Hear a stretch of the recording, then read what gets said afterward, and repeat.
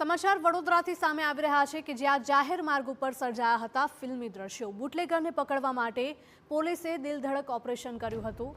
તરસાલીથી Jhabua highway સુધી police bootlegger વચ્ચે race થઈ હતી। દારૂ ભરીને લઈ જતા વાહનનો પોલીસે પીછો કર્યો હતો। ટાયર ફાટી ગયું હોવા છતાં પણ બુટલેગરે વાહન હંકાર્યું હતું। કિલોમીટર સુધીની રેસ બાદ આખરે ઝડપાયો હતો આ બુટલેગર। મકરપુરા પોલીસે બુટલેગર સહિત 377 પેટી દારૂ જપ્ત કર્યો છે। પોલીસે 58,95,000નો દારૂ પકડી વધુ કાર્યવાહી કરી છે। પોલીસ અને બુટલેગર વચ્ચેની રેસનો વિડીયો વાયરલ થયો છે। સંવાદદાતા અંજલિ જોડાયા છે। અંજલિ, જણાવશો કે નવું વર્ષ શરૂ થઈ ગયું છે અને તેની સાથે સાથે બુટલેગરો પણ જાણે કે બેફામ થઈ ગયા હોય તેવું લાગી રહ્યું છે।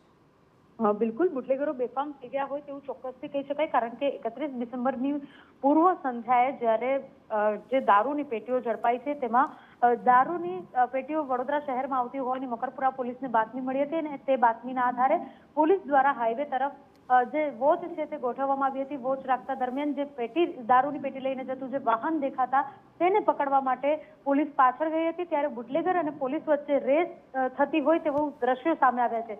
આ સમગ્ર બાબતને લઈને વિડીયો વાયરલ થયો છે। પોલીસે પ્રોહિબિશનના ગુના હેઠળ બુટલેગર વિરુદ્ધ ગુનો દાખલ કર્યો છે। 377 પેટી અને 58 લાખથી વધુની મત્તાનો જે દારૂ પકડાયો છે મુદ્દામાલ જપ્ત કર્યો છે અને આરોપીઓ વિરુદ્ધ કાયદેસરની કાર્યવાહી પણ કરવામાં આવી રહી છે। જી અંજલિ, માહિતી બદલ આપનો આભાર।